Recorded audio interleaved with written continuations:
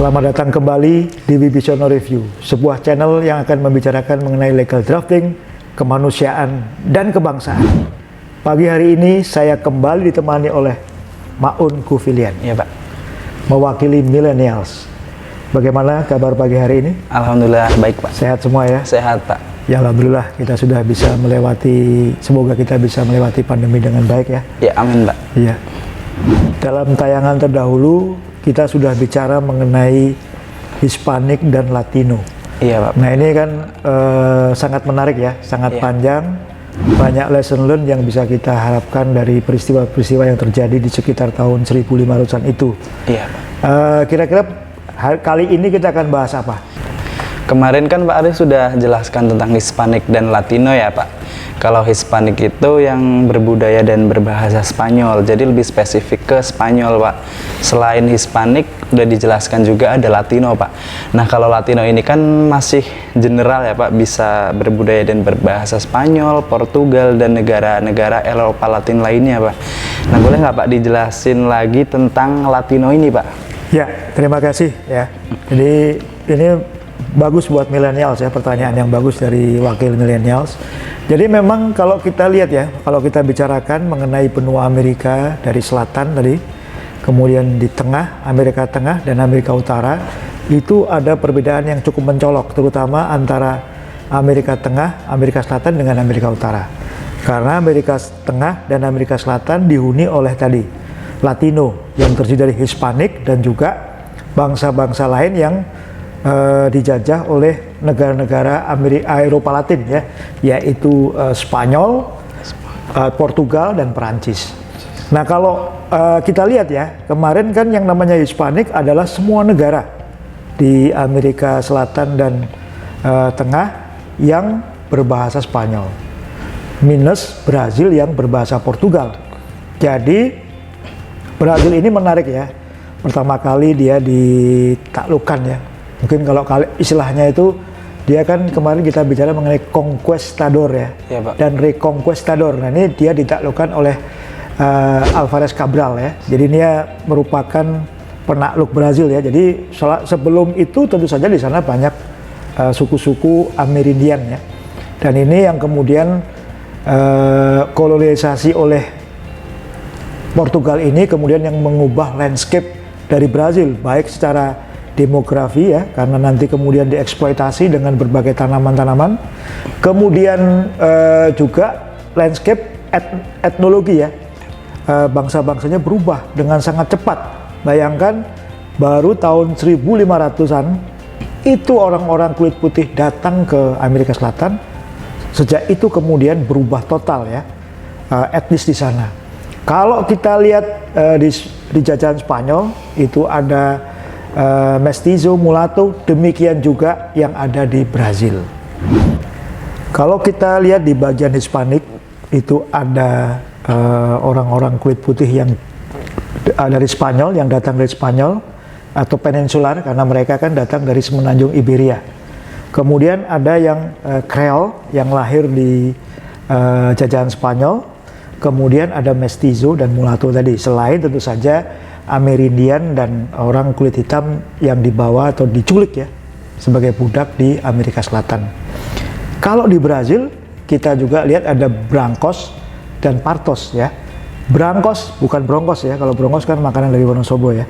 Jadi Brancos itu adalah orang kulit putih, sama dengan yang kalau di strata di jajahan Spanyol itu adalah peninsular atau white ya, dan juga yang Creole. Nah ini kalau di Brazil disebut sebagai Brancos. Brancos ini menguasai 41% dari populasi di Brazil. Kemudian Partos tadi ya, dia itu merupakan campuran atau bangsa-bangsa yang mix di sana ya, seperti mestizo dan mulatto. Jadi sama dengan struktur masyarakat di Spanyol ya, yang berbahasa Spanyol, yang Hispanik. Nah ini kemudian kalau kita lihat ya, di kemudian hari memang banyak juga imigran selain dari Portugal. Kalau di daerah Belanda Spanyol dari Spanyol, itu juga datang imigran dari Jerman. Ingat ya, Jerman belum punya negara nasional. Kalau Italia pasti karena dia ikut gabung dalam ekspedisi ya, orang-orang Italia ikut bergabung dalam ekspedisi baik ke Spanyol, ke jajahan Spanyol maupun kepada jajahan Portugal, yaitu baik di negara-negara Hispanik maupun yang berbahasa Portugal, yaitu Brazil ya. Nah, Brazil ini berbeda dengan negara-negara lain di benua itu ya, di benua Amerika Selatan. Dia spesifik karena dia di sana pernah menjadi satu imperium. Karena memang pada saat itu negara induknya yaitu Brazil dikuasai oleh Napoleon Bonaparte. Demikian juga seluruh semenanjung Iberia ya, hampir seluruh Eropa itu dikuasai oleh Napoleon Bonaparte. Sehingga pada saat itu para anggota ini kerajaan Portugal lari ke Brazil dan mendirikan satu imperium atau kerajaan di Brazil. Jadi beda dengan yang ada di jajahan Spanyol ya, baik itu New Spain atau Spanyol baru di Meksiko ataupun di negara-negara Amerika Selatan, itu mereka tidak pernah menjadi kerajaan yang rajanya kemudian lari ke tanah jajahan itu. Yang Portugal ini kemudian menjadi satu negara imperium ya, Imperium United Kingdom of Portugal dan Brazil ya. Jadi satu imperium baru yang terdiri dari Portugal yang masih dijajah dijajah Prancis, dan Portugal yang ada di Amerika Selatan. Nah, kemudian setelah Napoleon Bonaparte kalah ya di Eropa dan kemudian negara Portugal merdeka kembali, kemudian rajanya balik ke Iberia tadi, ke Portugal. Oh, jadi Brazil itu pernah menjadi imperium tersendiri ya Pak? Waktu itu yang jadi rajanya siapa ya Pak di sana Pak? Iya, jadi tadi ketika kemudian Portugal diduduki oleh Napoleon Bonaparte, kerajaan induknya di Portugal kemudian lari ke Brazil ya. Di sana kemudian mendirikan satu imperium tadi, imperium Portugal dan Brazil ya. Jadi kemudian di sana ada rajanya yaitu Pedro I ya. Pedro I, kemudian Pedro ini pun pulang kembali ke Portugal karena diminta untuk pulang ya. Nah, Pedro II ini anaknya ini itu masih kecil, sekitar kurang dari 19 tahun, 15 tahunan ya. Waktu itu dia masih kecil. Namun kemudian Pedro II ini memerintah Brazil dengan baik sebelum kemudian timbul revolusi yang mengubah bentuk negara Brazil ya. Jadi ini saya mengapa kita bicara mengenai negara-negara ini ya, sekaligus menjadi lesson learn buat ketatanegaraan kita. Jadi ingat ya, kalau di jajahan Spanyol itu disebut sebagai negeri seberang lautannya atau provinsi seberang lautannya. Meksiko meskipun pertama kali di sana banyak orang Spanyol atau bahkan disebut sebagai New Spain atau Spanyol baru, tetapi tidak pernah seperti Brazil ini yang kemudian menjadi satu imperium dengan rajanya adalah pangeran dari Portugal. Nah, ini memang agak spesifik ya perjalanan Brazil ini. Jadi Brazil ini juga lucu nih atau menarik ya, karena dia pernah mengalami perpindahan ibu kota juga, yang lesson buat Indonesia juga ya, yang pindah dari Jakarta ke Nusantara ya. Brazil itu pertama kali dia ke ibu kotanya adalah Salvador. Satu ya negara bagian di situ. Brazil itu bentuknya federasi ya sekarang ya. Salvador, kemudian dia pindah ke Rio de Janeiro ya. Kemudian pada tahun 50-an Brazil membentuk ibu kota baru yang namanya disebut Brasilia City atau Brasilia aja. Nah, itu sebuah kota di tengah-tengah hutan. Kalau Salvador dan Rio de Janeiro itu ada di pinggir laut Samudra Atlantik, kalau Brasilia ini ada di tengah-tengah hutan di remote area di tengah Brazil ya. Jadi Brazil ini bentuknya adalah negara federal.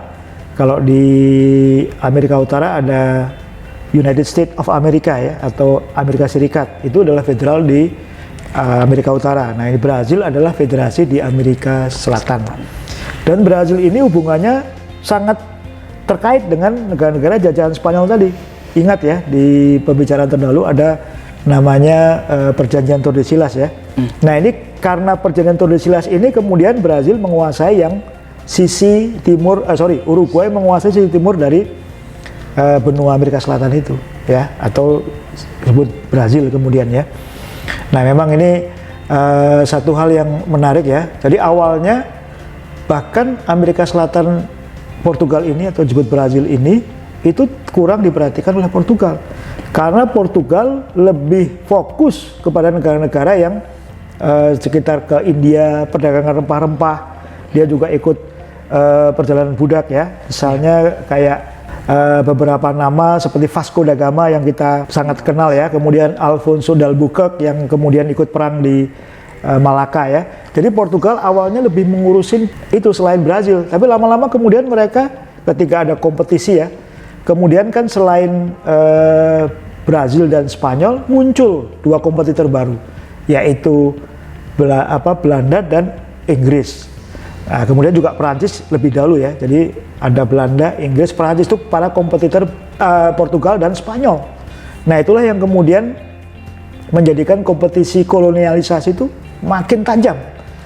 Kalau tadi Spanyol dan Portugal membagi Tordesillas, demikian juga negara-negara itu yang lain. Misalnya kayak Inggris dan Perancis, mereka berbagi juga. Mereka berbagi di Afrika ya. Jadi kalau Inggris dari utara ke selatan, dari Mesir ke Afrika Selatan. Kemudian kalau Perancis dari barat ke timur, mereka ketemu di Ethiopia. Nah itu Ethiopia menjadi buffer state atau buffer zone ya, negara penyangga, agar mereka nggak saling ketemu muka dan perang. Nah, kemudian Afghanistan ya, tempoh hari kita bicarakan. Kemudian juga di Asia Tenggara ada Thailand. Thailand ini menjadi buffer state antara Perancis dan Inggris. Ya, Perancis ada di Indochina ya, Vietnam, Laos, Kamboja. Nah kemudian Inggris ada di Semenanjung ya, Semenanjung Malaka kita ini. Nah mereka supaya nggak bentrok bikin buffer zone. Jadi kolonialisasi tadi selain menimbulkan wilayah baru buat mereka, kemudian ada bangsa-bangsa baru, kemudian muncul negara-negara baru seperti misalnya Australia, Selandia Baru, Amerika Serikat, Kanada yang di bawah pengaruh Anglo-Saxon. Nah, yang di Latin ini mereka menguasai Amerika Selatan dan Amerika Tengah. Di sana ada Portugal dan Spanyol, dua negara Latin yang saling berkompetisi. Selain tentu saja Prancis di Guyana Prancis ya. Belanda ada di Suriname atau Guyana Belanda. Di sana juga ada Guyana jajahan Inggris. Lengkap sudah. Peta dunia saat itu dibagi sesuai dengan kolonialisasinya, selera mereka. Nah Inggris ini munculnya juga sama. Jadi memang salah satu faktor sangat gold, glory, and gospel ya. Gospel juga mempengaruhi. Jadi mengapa Inggris kemudian mengirimkan orang-orangnya ke Amerika Utara ya? Karena dipengaruhi juga agama ya. Karena kemudian ada kompetisi antara Katolik dengan Protestan di sana. Jadi ini satu fakta sejarah ya. Jadi ini suatu hal yang memang kita perlu menjadikan lesson learn ya. Demikian juga yang pada saat dinasti Abbasiyah itu kalah di Semenanjung Iberia, diusir oleh orang-orang Spanyol. Nah itu kemudian juga ada gerakan tadi Reconquistador. Nah ini menarik nih yang di Iberia ini ya. Beberapa orang di Iberia ini kan kemudian diusir ya. Ada yang Moor atau bangsa Arab atau Muslim dan Yahudi. Yahudi juga diusir dari Iberia ya, mereka diberikan peringatan mau tetap tapi convert menjadi agama mereka ya, atau pergi. Nah akhirnya beberapa orang milih convert ya, beberapa orang pergi. Nah kalau yang pergi ini tentu saja kalau orang-orang Moor kembali ke Maroko ya, daerah Maghribi sana ya terus ya. Tetapi kemudian yang Yahudi juga yang namanya disebut sebagai Sephardic atau Jewish Sephardim ya, itu adalah orang-orang Yahudi keturunan yang ada di Iberia. Dulu mereka memang ikut beremigrasi dengan dinasti Abbasiyah. Jadi ingat ya, hubungan antara Abbasiyah dengan Yahudi juga itu akrab. Orang Yahudi ikut juga ketika Abbasiyah ikut ke Spanyol. Tetapi ketika mereka dikalahkan oleh orang-orang Spanyol, mereka juga diusir. Nah, ketika orang Sephardim ini, Jewish Sephardim ini diusir, mereka kembali ke Timur Tengah, ada yang ke Eropa ya, Eropa Selatan di ini ya, ke negara-negara lainnya ya di Eropa, sehingga yang diaspora lagi itu ya mereka. Tetapi yang Yahudi Sephardim yang lari ke Timur Tengah ini, mereka diterima dengan tangan terbuka oleh dinasti Utsmaniyah, karena memang waktu itu ya hubungan Yahudi dan Islam bagus ya. Tapi ini tidak bicara mengenai itu ya, ini mungkin akan menarik kalau dibahas di chapter lain. Iya Pak. Baik Pak, tadi tentang Brazil dan Portugal Pak. Kan tadi Imperium Brazil berdiri karena Portugal diserang sama Prancis ya Pak. Jadi kayak ada perpindahan kerajaan dari Portugal ke Brazil. Nah, pada saat itu di Portugal itu benar-benar kerajaannya itu pindah ke Brazil, atau di Portugal masih ada juga raja yang mimpin di sana, Pak? Iya, jadi itu benar-benar pindah. Jadi karena kan Napoleon itu kan republikan ya, dia republik ya. Nah kemudian dia kan mengalahkan Louis ya, Raja Louis. Ingat cerita Maria Antoinette ya, yang disebut sebagai Madame Defisit karena borosnya. Wanita pemboros itu Maria Antoinette. Nah itu gitu kira-kira ya. Kemudian Perancis ini menguasai seluruh Eropa, termasuk Belanda. Makanya kemudian muncul yang kalau dalam hukum ya, kode sivil, kode penal, dan kitab undang-undang hukum dagang yang dipengaruhi oleh Perancis. Nah itu karena Perancis mendapatkan itu dari Roma. Kemudian literally mereka pindah ke Brazil tadi dan mendirikan imperium di sana. Nah setelah kemudian Perancis berhasil dikalahkan, mereka kembali, kecuali Pedro tadi. Pedro tadi, seorang putra mahkotanya, dia menginginkan satu negara sendiri di Imperium Brazil tadi. Sehingga dia mendirikan Imperium Brazil tadi di Amerika Selatan. Ini sangat menarik karena negara-negara lain, bahkan ya, kalau kita lihat ya, Belanda pun ketika menjajah Indonesia awalnya kan sebuah serikat dagang.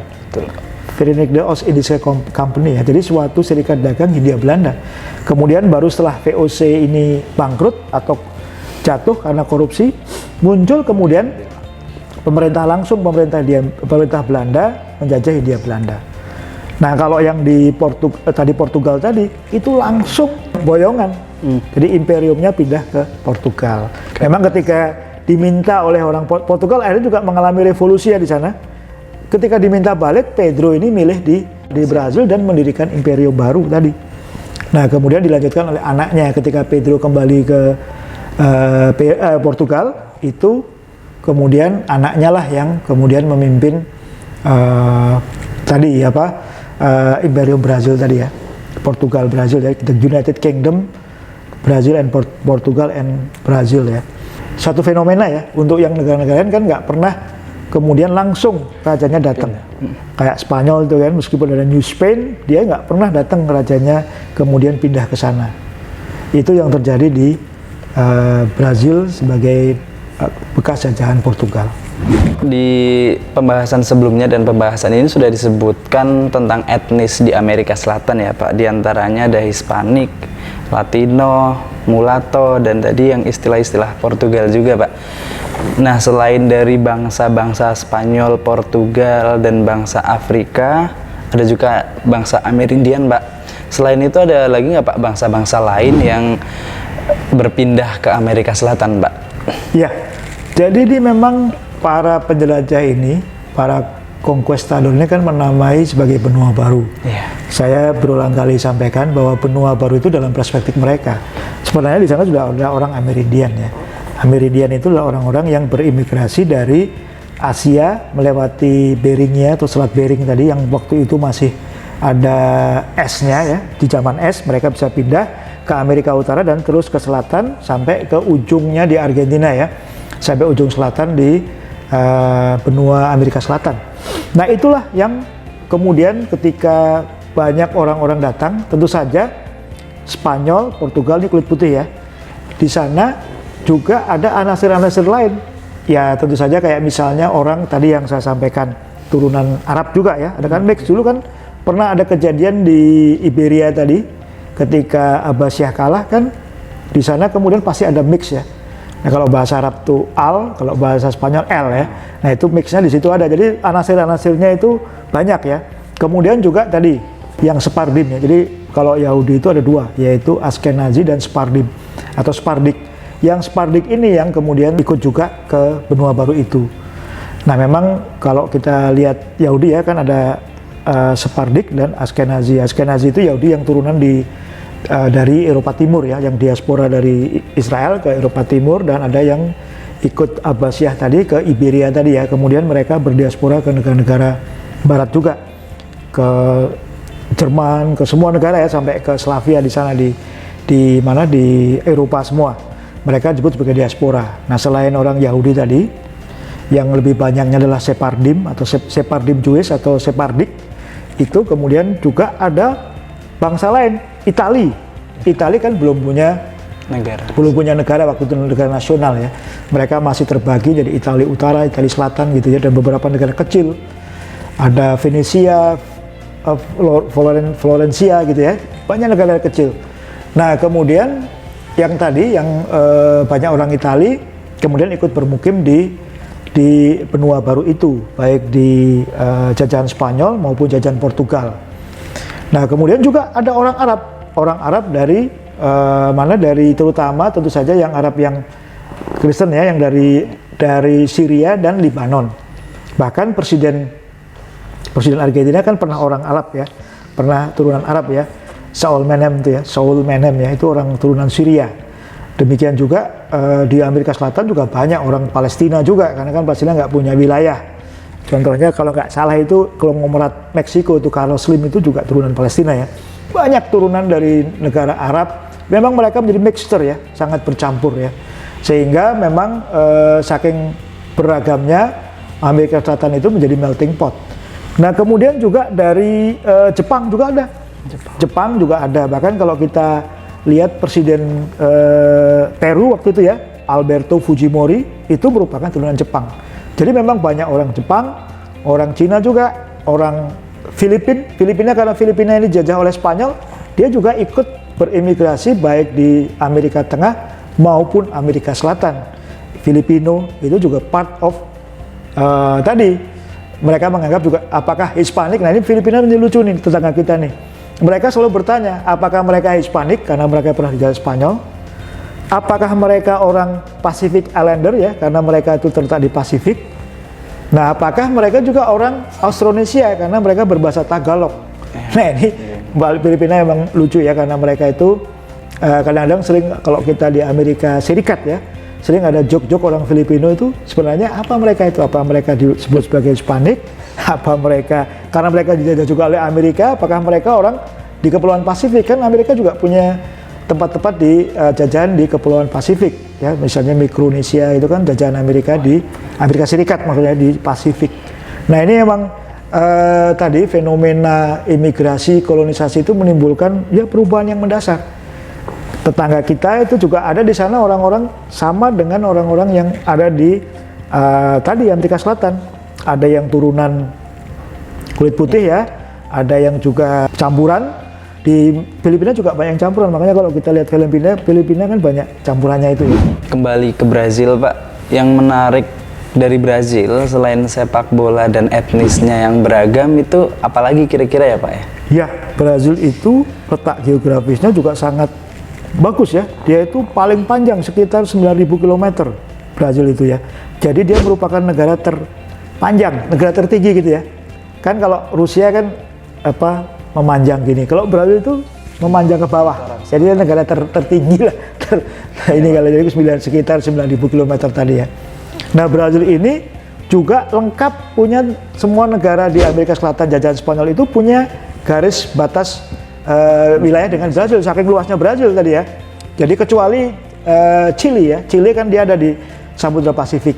Semua negara di Amerika Selatan punya perbatasan dengan Brazil ya. Taruhlah misalnya Uruguay, Paraguay, Argentina ya, Venezuela, Ekuador, kemudian di sana ada 3 Guyana itu, Guyana Perancis, Guyana Belanda, Guyana Inggris. Nah, juga hubungan Brazil dengan negara tetangganya itu juga tidak selalu mesra. Brazil satu waktu bahkan diserang oleh Paraguay, sehingga kemudian Brazil sadar bahwa mereka itu harus bebenah. Mereka tentaranya bisa kocar-kacir ya, ada perang Brazil dengan Paraguay, dengan Argentina, mereka berperang ya, dengan Uruguay. Jadi satu hal yang menarik, Brazil dengan tetangga-tetangganya itu membuat negara Brazil bebenah diri. Ya, meskipun kalau kita lihat ya, sampai sekarang tingkat kejahatan dan juga mungkin akses hukumnya ya, kalau kita bicara mengenai negara hukum ya, Brazil kan pernah protes tuh, ada beberapa, bahkan akhir-akhir ini ya, dia itu protes ada warga negaranya yang dihukum mati karena melakukan kejahatan narkoba. Padahal di negara Brazil sendiri juga tingkat kejahatan sangat tinggi. Jadi ini mungkin yang, tapi kita tidak akan spesifik membahas mengenai negara hukum Brazil ini ya. Yang jelas negara dia negara federal, sama dengan Amerika Serikat, pernah mengalami revolusi dan juga tadi dia pernah berperang dengan tetangga-tetangganya, pernah diabaikan oleh Portugal, tapi kemudian Portugal sadar bahwa Brazil ini sangat melimpah sumber daya ininya. Selain juga ada tebu, kemudian ada kopi ya. Kopi Brazil kan, sebagai penggemar kopi ini saya sangat antusias kalau bicara mengenai Brazil ya. Lepas dari beberapa waktu lalu hubungan diplomatik kita kurang bagus karena kan seorang duta besar kita bahkan waktu itu ya, Pak Toto ya kalau nggak salah, itu ketika dia akan menyampaikan surat kepercayaan karena ada warga Brazil yang akan dihukum mati di Indonesia, kemudian dia nggak diterima. Ini kan nggak pas dalam tata hubungan diplomatik negara ya. Satu hal yang menarik dari negara-negara di Amerika Selatan ini. Kemudian tadi ya, kalau kita lihat ya, di Brazil itu tadi banyak orang juga Jerman tadi ya. Bahkan ketika Perang Dunia berakhir dengan kekalahan Nazi, itu kemudian beberapa so-called penjahat perang yang menghindari pengadilan atau tribunal Nuremberg setelah Perang Dunia Kedua itu lari ke Argentina dan Brazil. Jadi banyak para penjahat perang ya, meskipun mereka belum dibuktikan karena mereka belum ikut pengadilan Nuremberg itu ya. Mereka itu kemudian lari ke Argentina dan Brazil. Karena memang di sana banyak konsentrasi orang Jerman tadi, orang Spanyol tentu saja, Hispanik ya. Orang Portugal di Brazil majority, Jerman, Italia yang ikut perjalanan mereka, tentu saja ada anasir Arab juga di sana. Kemudian juga ada tadi Sephardic atau Sephardim Jewish ya. Jadi orang-orang Yahudi yang dulunya berasal dari semenanjung Iberia yang dipersekusi oleh Spanyol dan Portugal ini. Ya ini memang satu hal yang menarik ya. Nah tapi Sephardim atau Sephardic ini lebih banyak di Amerika Utara, di Amerika Serikat. Karena memang hubungan yang kurang harmonis antara Spanyol, Portugal, dan juga Yahudi Sephardic ini. Saya pernah baca artikel bahwa Presiden Brazil saat ini, yaitu Pak Bolsonaro, itu katanya keturunan Jerman juga ya Pak. Itu benar nggak Pak? Iya, tadi saya sampaikan bahwa memang banyak konsentrasi orang Jerman. Jadi Jerman termasuk negara yang belum punya negara nasional. Nah saya ceritakan waktu itu Belgia, Jerman, Italia itu belum punya negara nasional, jadi masih terpecah-pecah di negara kecil. Kemudian muncul Federasi Jerman dan Italia ya, yang bersatu antara Italia Selatan dan Italia Utara. Nah, kembali ke Bolsonaro ini, Pak Jair Bolsonaro itu memang beliau adalah keturunan Portugal dan Jerman. Bahkan beberapa waktu lalu ketika beliau masih kampanye, beliau secara bangga menyampaikan bahwa dia itu keturunan salah seorang petinggi Nazi. Tapi malah justru menaikkan rating dia di ini ya. Pak Bolsonaro itu memang sangat kontroversi ya, kemarin ketika penanganan COVID juga dia itu banyak ada kontroversi ya pernyataan-pernyataan dia. Nah lepas dari itu yang saya sampaikan, memang Argentina, Brazil ini menjadi pelarian tadi yang saya sampaikan para penjahat perang Nazi tadi ke Amerika Selatan. Karena apa? Pada saat Perang Dunia Kedua itu yang namanya Portugal, Spanyol itu netral. Ingat ya, Jenderal Franco itu salah satu penguasa Spanyol saat itu ketika Perang Dunia Kedua dia netral. Tetapi sebenarnya dia lebih pro ke Nazi. Di hati kecilnya pro Nazi lah kira-kira itu ya. Nah juga Italia kan menjadi aliansinya Nazi. Jadi lengkap di Argentina dan Brazil kan banyak orang Italia, banyak orang Jerman, sehingga para penjahat perang itu lari ke Argentina dan Brazil dan negara-negara Amerika Selatan lainnya karena mereka mengharapkan seperti kalau Amerika Serikat itu kan membawa ada imigran Yahudi ke Amerika yang Sephardic tadi. Amerika mengharapkan nanti kemudian atau para dulu ketika ada persaingan Uni Soviet dan Amerika, dia mengambil beberapa orang dari Uni Soviet yang minta suaka. Ya mereka ingin ya nantinya menjadi nilai tambah kan bisa untuk menjadi ahli berbagai ahli ya, termasuk Albert Einstein ya, seorang Yahudi yang pindah dari Jerman ke Amerika kan akhirnya menemukan berbagai penemuan di Amerika. Nah, itu sebenarnya juga yang diharapkan oleh Argentina dan Brazil. Mereka kan negara-negara kalau disebut sebagai dunia kedua. Sebenarnya mereka itu suatu negara yang di belahan bumi barat, Western Hemisphere ya. Mereka itu di belahan bumi barat, tapi ya posisinya ada di bawah dari negara-negara yang ada di Amerika Utara. Posisi negara-negara Amerika Selatan dan Amerika Tengah itu di bawah negara-negara Amerika Utara. Bagaimana dengan Amerika Utara dan Amerika Tengah, Pak? Apakah akan kita bahas kali ini juga, Pak? Iya, menurut saya ini pembahasan akan sangat menarik dan sangat dalam. Ya. Hemat saya ini kita perlu lanjutkan di episode yang akan datang. Oke. Tetap stay tune di Wibisono Review.